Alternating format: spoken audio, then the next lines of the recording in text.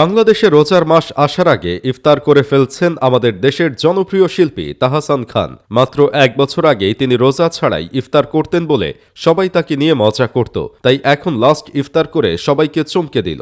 ইতোমধ্যে তো সবাই জেনেই গেছেন যে তাহসান খান আর রোজা আহমেদের মধ্যে বিচ্ছেদ হয়ে গেছে। কারণ সামাজিক যোগাযোগ মাধ্যমে তাহসান খান এসে বলছেন রোজার সাথে তিনি ৬ মাস ধরে নাই, খুব শীঘ্রই অফিসিয়াল অ্যানাউন্সমেন্ট দিবেন। তিনি অবশ্য ব্যক্তি জীবন নিয়ে কথা বলতে চান না, তবে ফেসবুকে বিবাহ বার্ষিকী নিয়ে যে ভুয়া তথ্য ছড়ানো হচ্ছে সেজন্য তাহসান খান বলতে বাধ্য হয়েছেন। এই কথা শোনার পর তো বাঙালির আনন্দের শেষ নাই। খুশিতে ফেসবুকে এক একজন এমন ভাবে পোস্ট করা শুরু করছে তাতে মনে হচ্ছে ঈদের আগেই বাঙালি ঈদ পালন করে ফেলতেছে। তবে রোজার পর তো ঈদ আসবেই, এটা কিন্তু সত্য কথা। তবে এই খবর পাওয়ার পর ঈদের আনন্দ করছে তাহসানের এক্স ওয়াইফ মিথিলা আর রোজার এক্স বয়ফ্রেন্ড। মিথিলার কালা জাদু তাহলে লেগেই গেল। অন্যদিকে রোজার বয়ফ্রেন্ড রোজার বিয়ের পর কান্নাকাটি করে ভাইরাল হতে আসছিল, পরিচয় দিছিল আমি রোজার এক্স। আজকে বেচারা না জানি খুশিতে কতটা লাফাচ্ছে। কিন্তু তাহসান খান যখন এইসব কথা সামাজিক যোগাযোগ মাধ্যমে বলতেছিলেন তখন মনে হয় আমাদের রোজা ভাবি কাঁচা মরিচ দিয়ে ভাত খাচ্ছিলেন। জানি এখন অনেকেই বলবেন যে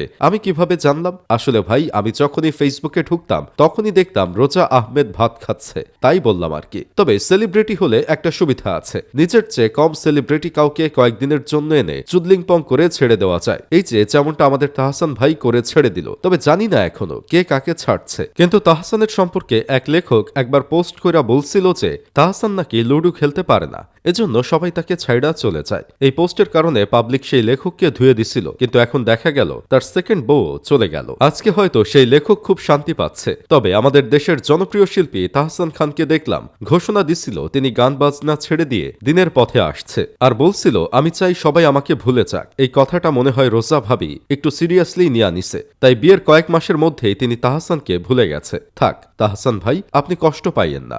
আপনার এই বউ এমনিতেই অনেক বেশি ভাত খাইতো, আপনি একটা প্যাড়া থেকে বেঁচে গেলেন। তাদের বিচ্ছেদের খবর পাওয়ার পর আমার বন্ধু ভণ্ড মাহি বলতেছিল উনি বেশি ভাত খায়, এতে আমার কোনো সমস্যা নাই। এখন তো রোজা আহমেদ সিঙ্গেল আছে, তার দায়িত্বটা কি কোনোভাবে আমাকে দেওয়া যায় না? এমনিতেই ডিভোর্সি মেয়ে বিয়ে করা সুন্নাত, একটু সোয়াব কামাতাম আর কি। তাহসান আর রোজার বিয়ের সম্পর্ক শেষ হয়ে গেছে। তারা গত ৬ মাস ধরে আলাদাই থাকে। আবার ওইদিকে মিথিলাও একলা থাকে, কারণ সৃজিত মুখার্জি অন্য একটা মেয়েকে নিয়ে ঘুরে। জুলাইয়ের পর থেকে নাকি মিথিলা আর ইন্ডিয়া যাইতে পারে নাই। তাহসান চাইলেই এখন আবার মিথিলার কাছে ফিরে যেতে পারে, আর রোজা আহমেদ চাইলেও তার এক্সের কাছে ফিরা যাইতে পারে। তবে তারা যা খুশি তাই করতে পারে, কিন্তু আপনি সাবধান। তাহসান তার এক্সের কাছে ফিরে গেলেও আপনি কখনো ফিরে যাইয়েন না, কারণ আইক্কাওয়ালা বাস আপনি খাবেন, তাহসান মিথিলা না।